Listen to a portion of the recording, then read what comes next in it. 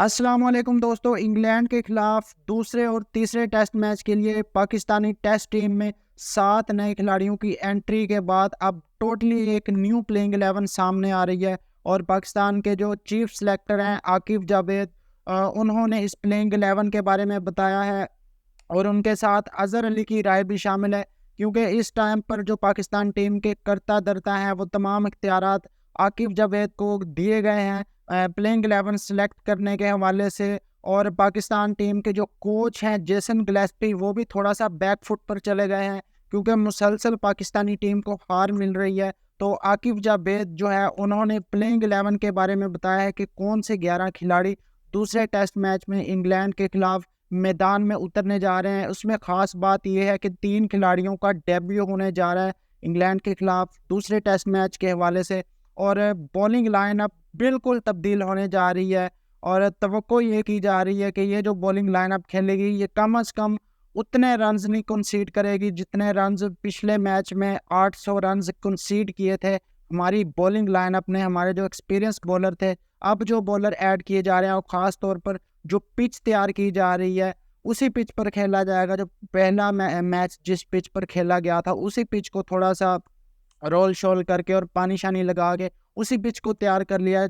گیا ہے، اور توقع یہ کی گئی ہے کہ جی اب اس پچ پر جو بال ہے وہ سپن ہوگا، وہ زیادہ بریک ہوگا اس پچ پر بال، کیونکہ یہ اظہر علی اور عاقب جاوید کی ہی رائے تھی کہ اسی پچ پر سیکنڈ میچ کھیلا جائے، کیونکہ پاکستان کے جو کیوریٹر ہیں، پاکستان میں جو پچ بنانے والے ہیں، ان سے ٹرننگ ٹریک نہیں بن پا رہا، تو یہ رائے دی گئی ہے کہ جی اسی پچ پر سیکنڈ میچ بھی کھیلا جائے، جو کہ جس کے اندر آلریڈی کریکس پڑے ہوئے ہیں تاکہ سپنر کو ہیلپ ملے۔ تو اب جو پلینگ 11 سامنے آ رہی ہے اس میں 3 ڈیبیو ہونے جا رہے ہیں، اور سپن بولنگ کے اندر 2 سینئر کھلاڑیوں کی انٹری ہونے جا رہی ہے۔ سب سے پہلے میں آپ کو پلینگ 11 کے بارے میں بتا دیتا ہوں۔ نمبر 1 پہ ہمارے جو آ رہے ہیں اوپنر، وہ عبداللہ شفیق آ رہے ہیں۔ اس میں خاص بات یہ ہے کہ یہ پلینگ 11 جو جاری کی گئی ہے یہ اس طرح کی پلینگ 11 نہیں ہے جو بالکل ہی ان ایکسپیرینس ہو انگلینڈ کے خلاف دوسرے ٹیسٹ میچ کے لیے۔ پہلا ٹیسٹ میچ جن کھلاڑیوں نے کھیلا تھا اور جن کھلاڑیوں نے پرفارم کیا تھا وہ ابھی بھی ٹیم کے اندر شامل ہیں، تو ایسی نہیں بات ہے کہ یہ پلینگ 11 ٹوٹلی ان ایکسپیرینس ہوگی۔ تو رضوان بھی ابھی اس پلینگ 11 کا پارٹ ہے، عبداللہ شفیق بھی، شان مسعود بھی، سعود شکیل بھی، اور آغا سلمان بھی۔ یہ 5 پلر ہیں جنہوں نے پچھلے ٹیسٹ میچ میں بھی سکور کیا تھا پاکستان کے ساتھ جو انگلینڈ کا پہلا ٹیسٹ میچ ہوا تھا۔ تو اب پہلے نمبر پر آ رہے ہیں جی ہمارے پاس عبداللہ شفیق اوپنر، اور ان کے ساتھ ہریرا کا ڈیبیو ہونے جا رہا ہے۔ ہریرا بڑے اچھے اور زبردست ٹیلنٹڈ بیٹسمین ہے۔ سائم ایوب کو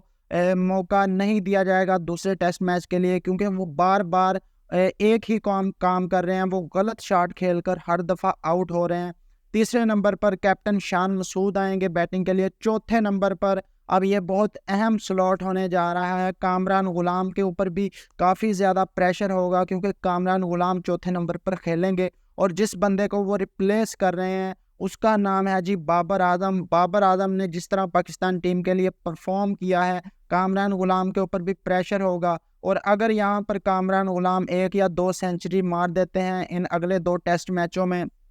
تو کامران غلام اس ٹیم کا حصہ بن سکتے ہیں پرماننٹ طور پر۔ تو کامران غلام کے پاس بھی بیسٹ اپرچونٹی ہے، جتنا انہوں نے ڈومیسٹک میں پرفارم کیا اب ان کا ٹائم آ گیا ہے کہ وہ انٹرنیشنل میں آ کے ڈلیور کریں، اور پاکستان کو سب سے جو اچھی بات ہے وہ پاکستان کو میچ جتوائیں آ کر۔ اگر وہ ان کے اندر ایک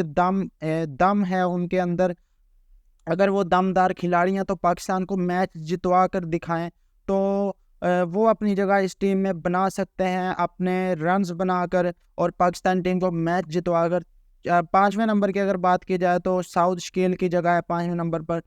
6 نمبر پر محمد رضوان، ان کو بھی وارننگ دی گئی ہے، اور ان کو بھی بتا دیا گیا ہے کہ یہ آپ کے پاس بھی آخری چانس ہے، آپ نے بھی پچھلے کچھ ٹیسٹ میچز میں اچھا پرفارم نہیں کیا سوائے بنگلہ دیش کے خلاف ایک اچھی اننگ کے۔ تو اس کے بعد جی اگر بات کریں 7ویں نمبر کی، تو آٹومیٹک چوائس ہیں Salman Ali یاگا،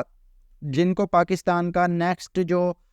white ball red بال کا جو کیپٹن ہے، ٹیسٹ میچز کا کیپٹن، وہ بھی دیکھا جا رہا ہے۔ نمبر 7 پر سلمان آغا آئیں گے۔ نمبر 8 پر عامر جمال آئیں گے، جنہوں نے اچھی بولنگ بھی کی تھی اور اچھی بیٹنگ بھی کی تھی